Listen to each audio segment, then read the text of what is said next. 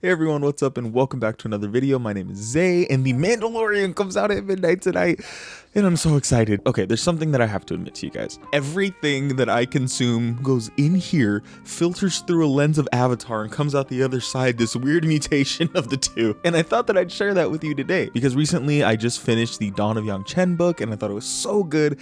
But at the same time that I was doing that, I've also been really excited about Mandalorian coming up. So there's been this cross section of Star Wars and Avatar in my head. And it's really fun to think about, what would the Mandalorian characters be if they were an Avatar? Now I'm gonna draw this out. I don't think you could do something like this without doing that. So I wanna work with all you today to figure that out. So we have to come up with the things that we are gonna be translating. Number one is Mando, Dinjarin. Number two, of course, the baby.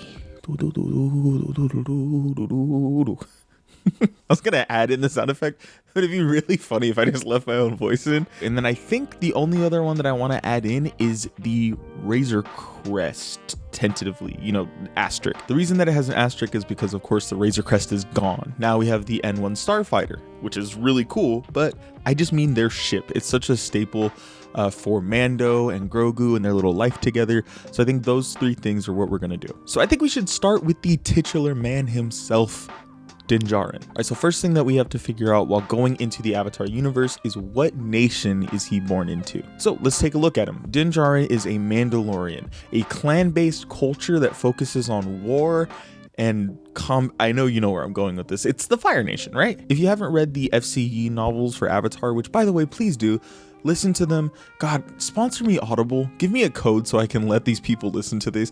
These novels are so good. They go so much into the lore of Avatar, but also like a much more adult framework. You start to realize that all the childish elements that are in The Last Airbender are only there because the characters are 12. So what happens when you have an Avatar that's fully an adult? In Kyoshi, you get scenes of like mass murder and the reconciliation with that. In Yang Chen, you get class disputes and commentary on those who like manipulate a capitalistic system. It's fucking great. Go read the books. But something that we learn in the Kyoshi novels is that the Fire Nation is actually a combination of a bunch of different clans. There was a unification act that brought them all together and brought them to where they are now, but they exist culturally with a sort of clan-based heritage, and people exist within these groups. We have like the Saowon clan and the Sanaka clan, and these groups are like these culturally bound families and communities that are based in like different specializations and things that they prize more, and often have signets. Like they're Mandalorians, right? So I think that Mando would have been born into the Fire Nation, and as we know in Mandalorian, he goes on to found a clan of 2 with Grogu, the clan of the Mudhorn. So I think that Mando is going to come from a Fire Nation descent and represent specifically the clan of the Mudhorn. Now I think that the Mandalorian culture as a whole is going to be a loose confederacy of the... Oh, hi Calvin. I didn't know you got there. I think that the Mandalorians as a whole are going to be a loose like conglomeration of these different clans that prize, weaponry and the art of war. But in particular, I think that the reason they focus on weapons, Dinjarin says, I'm a Mandalorian. Weapons are my religion, I think that that's because they're going to be non-benders. Now, I kicked around the idea of Mando being a bender, specifically because he has the flamethrower gauntlet and the jetpack, and that just feels like, okay, if he was a firebender, he could use all those. However, I think that because he does express sentiments like, I'm a Mandalorian, weapons are my religion, it feels like it would be taking away from the significance that weapons hold within that group to then translate them all into bending. So in trying to preserve the integrity of that idea, we also answer our next question, is Mando a bender? No, he's a non-bender. Now the next part of this translation that we're going to answer is again about the Mandalorian culture. Now Mandalorians are super involved with their armor, the creation of it, what it looks like. It's all expression of you, expression of your heritage. It's very, it's in it's integral to the culture. That's what I was trying to say. And in Mandalorian, we start to learn that the armor is made of Beskar. Now, what would a special metal in the Avatar world be? Star Wars has Beskar, Marvel has vibranium, Avatar has platinum. And something that we find out in the Yang Chen novel is that platinum plays a huge role in global affairs. There is this situation called the Platinum Affair, where the Fire Nation, Earth Kingdom, and Water Tribes fucking lost it. They were going hard against each other because these platinum reserves were so important. It's an incredibly valuable, unbendable metal, the kind of be-all end-all of natural resources within that world. And it's a precious metal. So I think that the Mandalorians within this world would make their armor out of platinum. So if we were to translate that first arc of Mandalorian where he gets Grogu and gets paid Beskar, this would be him getting paid in platinum and then making his armor out of it. Now with that covered, that leads us to our next question. What would the Mandalorian even look like if he was an Avatar? Mandalorian armor is very sci-fi and it's very Star Wars. So if we were to translate it over, we'd have to try to make it look a little more appropriate, right? In Avatar, we do see some type of like all metal armor with the Republic City Police and with the Zaofu guards. The Zaofu guards don't quite feel right. They feel almost like knights, whereas Mandalorians have always kind of felt like samurai. Something like the Republic City Police are closer, but the Republic City Police look like they just have like a shawl they kind of put on that is this armor, right? Mandalorian armor we see is very important to the different pieces. Mando comes in and he's like, I'm just going to get a pauldron because this is important right now, and you can give the rest of the Beskar to the foundlings. Like, the pieces individually are important. It's not just something you throw over yourself, right? So I think that we can design something kind of between the two. And then also taking into account the fact that the Mandalorian helmet is the most iconic part of it. What would that look like? Because the Mando helmet is just a slip-on one. Now, I spent a lot of time trying to figure this out. You know, a lot of the Fire Nation army has helmets that are pullover like that, but they look a little goofy.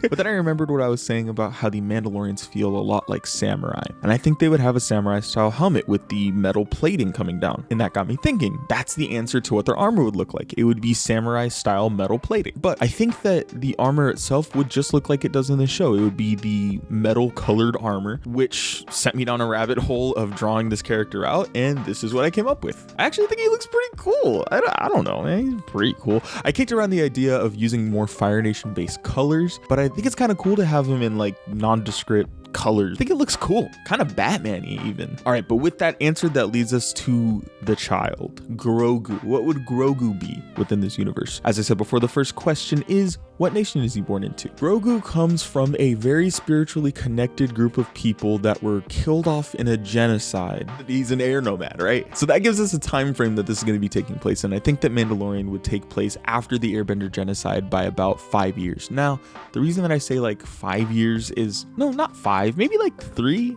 Is Grogu like a toddler or a child? We'll say 4. 4 years after the Airbender genocide. Obviously, that means that we're not making Grogu, you know, a 50-year-old child like he is in the show, because that just doesn't work.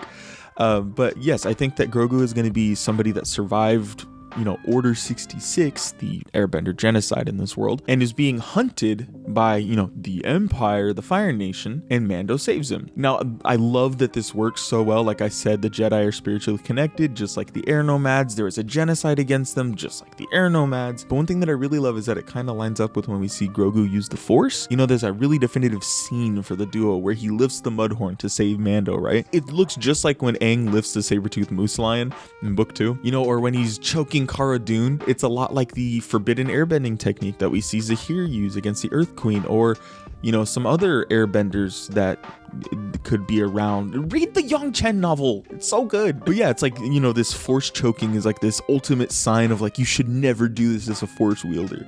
And then we see airbenders also have that same rule of like, you should never do this, it's so bad, it's so corrupt, blah blah blah.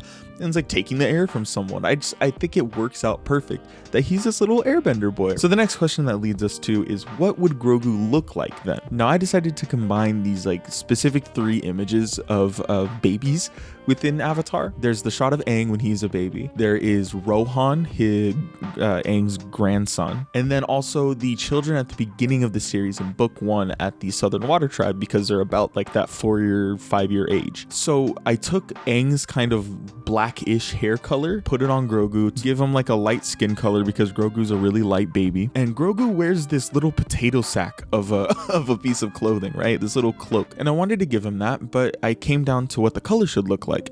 And at first I was thinking giving him some kind of an airbender color, right? Maybe that deep, you know, red that they use, or the orange or the yellow, you know? But then I was thinking, this little dude's in hiding. He's not supposed to be identifiable, right? So then I looked again at the original design, and this potato sack color kind of worked. It kind of just looks like neutral clothing that they grabbed from like a flea market, you know? So I made this little cloak for him, and I kept the big collar that Grogu has, and oh my god, he's adorable. He's so cute. So this is what I ended up with, and I love him so much. Now that leads us to our last character, the Razor Crest, or the N1 starfighter. Mandalorians in this context we're saying are from the Fire Nation, an island-based society. For the newest season of The Mandalorian, we see that Mando's stressing that Mandalorians are also wayfinders. They have to be able to navigate the galaxy and stuff. All of this to me sounds like they would need some kind of a boat, a ship, you know, because there's not, I'm not going to give them an airship at this point. And we see in Katara in the Pirate Silver, is that what it's called? That there are a ton of these junk-looking ships. Jukes. I can't pronounce it correctly, but these ships, right? So I think that the Razor Crest would have been a bigger version of this, you know, dual, triple masted and stuff like that. But since he's recently had to downgrade on size, and I think upgrade him in heart to the N1 starfighter, I think that we're getting like a solo mast junk, the equivalent, if you play Sea of Thieves, of like solo slooping. Now I think that what would make this really cool is that the N1 starfighter is like this chrome, right? It almost looks like Beskar. It wouldn't be, this isn't going to be platinum, but I think that their boat is going to be plated in metal, and this is what I came up with, and I think it's really cool. So to answer my initial question, what would it look like if the Mandalorian was an avatar? This is what I came up with. I really like it. I think the characters are really cute. I think the boat looks really cool, and it's so fun to try to translate these ideas into this other fantasy world, and I really hope you guys thought so too. Like I said, I'm really nervous about putting this video up because it might just be a me thing, but if you like it, I really hope you guys do. If you like it, make sure to leave a like below so I know that, you know, you also think this is fun. And if you have any other ideas about characters or concepts or places that could translate into Avatar from The Mandalorian, let me know in the comments. I'm so excited to see. But anyway, that's all I got for you today. Thank you so much for watching. I really appreciate it. I'll see you soon with another video. Go enjoy that episode of Mandalorian. We'll talk about it soon. But until then, go do some good stuff. Later. Oh, that opening shot where I walked through the door and did the do-do-do-do-do-do-do. My dog would not get out of the way. He was so concerned of why I'm alone in the apartment going into my closet. So I'll put that at the end underneath the end cards for you to enjoy. Thanks for watching. Bye.